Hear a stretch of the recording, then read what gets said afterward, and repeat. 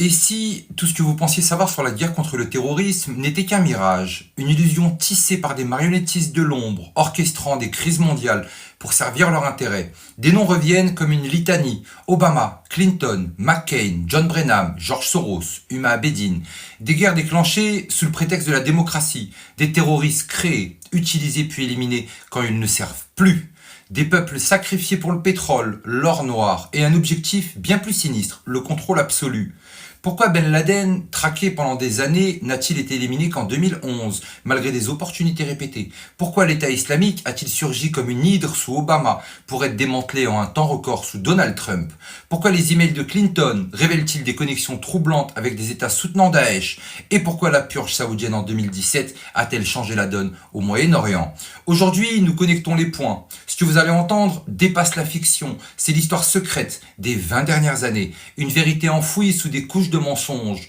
Êtes-vous prêt à ouvrir les yeux, à affronter une réalité qui pourrait ébranler tout ce que vous croyez? Des tours du World Trade Center au printemps arabe, chaque crise semble suivre le script. Les médias, complices ou manipulés, amplifient le chaos. Au centre de cette toile, des figures puissantes. Leurs noms dans les emails piratés, des rapports classifiés, tirent les ficelles. Ce ne sont pas des théories, ce sont des faits que nous allons disséquer, pièce après pièce. Le raid d'Abbottabad en 2011 est vendu comme le triomphe d'Obama. Ben Laden, l'ennemi public numéro 1, est enfin neutralisé. Mais les détails sèment le doute. Pendant près d'une décennie, la CIA localise Ben Laden à plusieurs reprises. En 2005, dans les zones tribales du Pakistan. En 2007, via des informateurs. En 2009, grâce à des écoutes. À chaque fois, des ordres tombent. Retirez-vous. Pourquoi ? Des officiers du Pentagone, sous couvert d'anonymat, parlent de consignes venues d'en haut. Ben Laden, vivant, était-il plus utile? Absolument. Il était l'épouvantail parfait justifiant l'invasion de l'Irak, la guerre en Afghanistan et des budgets colossaux pour l'industrie de la défense. Des contrats de plusieurs milliards pour Lockheed Martin, Boeing et Raytheon. Une guerre sans fin alimentée par une menace fantôme. Puis, le crash suspect de l'hélicoptère en août 2011. La SEAL Team 6, l'unité qui a éliminé Ben Laden, perd 38 membres dans une embuscade en Afghanistan. Un accident ou une opération pour effacer des témoins gênants? Les familles de victimes, encore aujourd'hui, exigent des réponses. Aucun rapport officiel ne lève les zones d'ombre. Les incohérences du raid lui-même s'accumulent. Le corps de Ben Laden, jeté en mer selon un rituel islamique précipité, n'a jamais été montré. Pas de photos, pas de preuves tangibles rendues publiques. Pourquoi tant de hâte? Certains analystes suggèrent que Ben Laden était déjà malade, voire même mort avant 2011, souffrant d'insuffisance rénale dès 2004. Était-il vraiment l'ennemi redoutable qu'on nous vendait, ou une marionnette maintenue en vie pour servir un agenda plus vaste? Dans les coulisses du Congrès américain, un scandale éclate, passé presque inaperçu. Les frères Awan, des informaticiens pakistanais, accèdent à des données classifiées de dizaines de membres du Congrès sans habilitation de sécurité. Ils manipulent des serveurs, des emails, des dossiers sensibles. Leur protectrice, Debbie Wasserman Schultz, figure clé du Parti démocrate. Pourquoi une telle négligence? Pourquoi? Parce que les données collectées par les frères Awan partaient vers un serveur offshore, hors de la portée du peuple américain. Hillary Clinton, au cœur de la campagne 2016, est engluée dans l'affaire de ses serveurs privés, 33 000 emails effacés sous prétexte qu'ils étaient personnels. Pourtant, les emails récupérés par le FBI révèlent des connexions troublantes, des dons massifs de l'Arabie Saoudite et du Qatar à la fondation Clinton, des États connus pour financer Al-Qaïda et Daesh. Coïncidence? Peu probable. En 2016, l'affaire prend une tournure explosive avec Anthony Weiner, l'ex-mari de Huma Abedin, proche collaboratrice de Clinton. Weiner, impliqué dans un scandale de sexting, voit son ordinateur saisi par le FBI. Surprise, des milliers d'emails classifiés de Clinton s'y trouvent.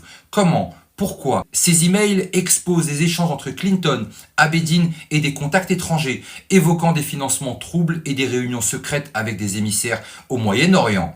Cette découverte force le FBI à rouvrir l'enquête sur Clinton à quelques semaines de l'élection.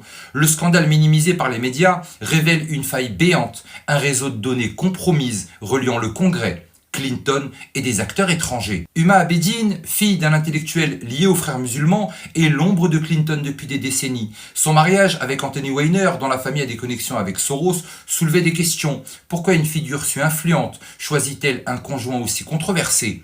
Les frères Awan, sous la protection de Wasserman Schultz, avaient accès à des plans de sécurité nationale, des contrats d'armement et des échanges avec des ONG liées à George Soros. Ce réseau tissé dans l'ombre semble conçu pour infiltrer et manipuler les plus hautes sphères du pouvoir américain. Huma Abedin, il vient de se marier il y a quelques mois avec le fils de George Soros, Alexandre. Après la chute de Kadhafi en 2011, un chaos savamment orchestré s'installe. Les armes libyennes stockées dans des arsenaux abandonnés affluent en Syrie via des réseaux opaques. John McCain, fervent défenseur des rebelles modérés, est photographié en 2013 avec des combattants en Syrie. Certains d'entre eux, des futurs cadres de Daesh. Une erreur de jugement ou une pièce du puzzle? Daesh se propage comme une traînée de poudre. En quelques mois, le groupe contrôle un territoire grand comme le Royaume-Uni. Palmyre, Mossoul, Ninive, des sites millénaires sont dynamités, des archives historiques, des artefacts sumériennes et akkadiennes, des tablettes cunéiformes réduites en cendres. La vérité sur le Moyen-Orient, ses origines, son histoire profonde réside peut-être dans ces vestiges de Babylone et de la Mésopotamie. Les Sumériens et Akkadiens, première civilisation à écrire l'histoire, ont gravé des récits comme l'épopée de Gilgamesh, qui éclaire les racines des religions, des lois et des pouvoirs actuels. Leur destruction n'est pas un acte gratuit. Elle sert à effacer les traces d'un passé qui contredit les récits imposés par ceux qui veulent redessiner le Moyen-Orient. Pourquoi? Parce que contrôler l'histoire, c'est contrôler l'avenir. Dans l'intérêt de qui? Des puissants qui ont soutenu des groupes extrémistes pour contrer l'Iran et la Syrie veulent imposer un islamisme sunnite radical, incompatible avec le pluralisme des civilisations médopotamiennes. Des factions à Washington liées à l'industrie pétrolière et militaire y voient un moyen de maintenir le chaos, justifiant des interventions et des contrats juteux. En effaçant les fondations de Babylone, symbole d'une identité régionale unificatrice, ces acteurs facilitent la création de nouveaux États, de nouvelles frontières, alignés sur leur agenda. Le pillage des antiquités revendues sur le marché noir finance Daesh tout en privant les peuples irakiens et syriens de leur héritage, les rendant plus vulnérables à la manipulation géopolitique. Si Hillary Clinton avait remporté l'élection en 2016, le califat aurait-il perduré? Une nouvelle carte du Moyen-Orient redessinée à Washington, Doha et Riyad aurait-elle vu le jour? Trump, en donnant carte blanche aux militaires, anéantit Daesh en moins de 2 ans. Pourquoi Obama n'a-t-il pas réagi avec la même fermeté? Parce que le chaos était une arme, un levier pour remodeler la région. Daesh ne se contentait pas de détruire des temples, le groupe contrôlait des champs pétrolifères, vendant du brut à des intermédiaires turcs et européens.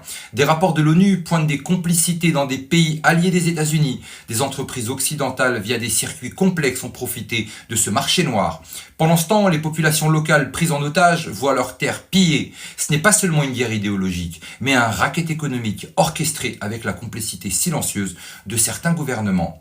En 2017, Mohammed Ben Salman secoue l'Arabie Saoudite avec une purge sans précédent. Des dizaines de princes, d'hommes d'affaires et de dignitaires sont arrêtés à l'hôtel Ritz-Carlton. Parmi eux, des financiers liés à des réseaux terroristes. Cette opération marque un tournant. Riyad coupe les vivres à Al-Qaïda et Daesh, qui dépendaient des fonds saoudiens opaques.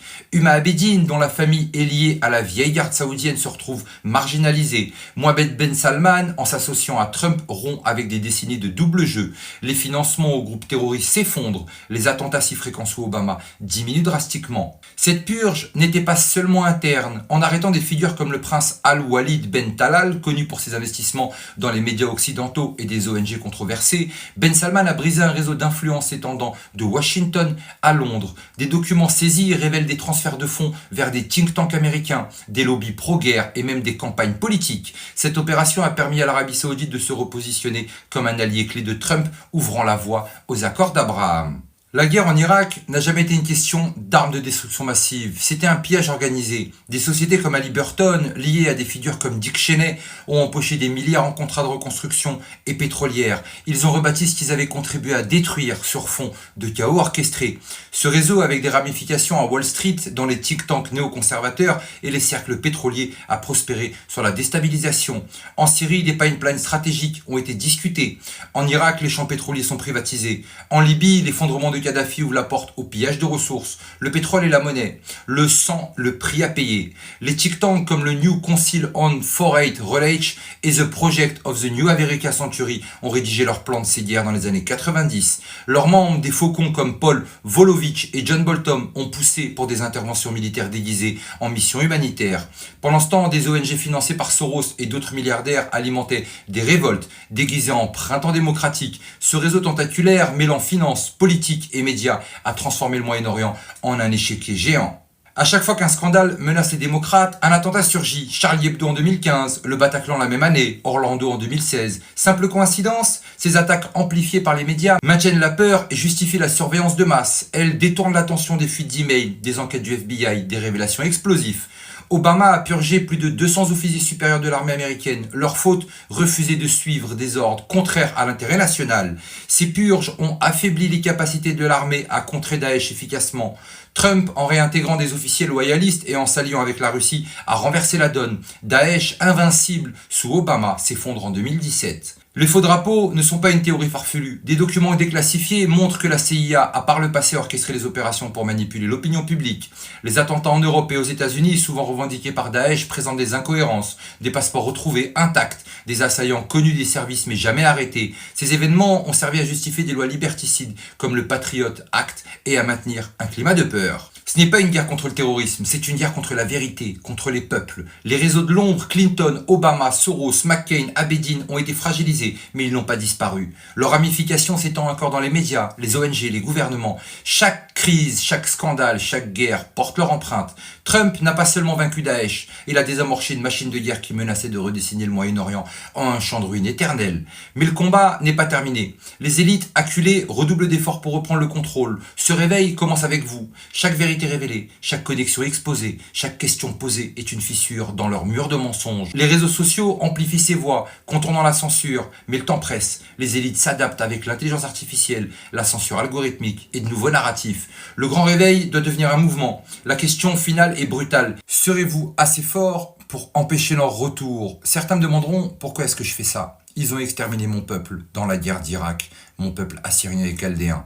Ils ont exterminé mon peuple avec Daesh. Et je ne leur pardonne absolument pas. Tout est relié, des États-Unis jusqu'au Moyen-Orient, toujours les mêmes, toujours le même narratif. Effacer l'histoire, soumettre les peuples et contrôler les ressources planétaires. Mais surtout n'oubliez pas, on n'est clairement pas au bout de nos surprises.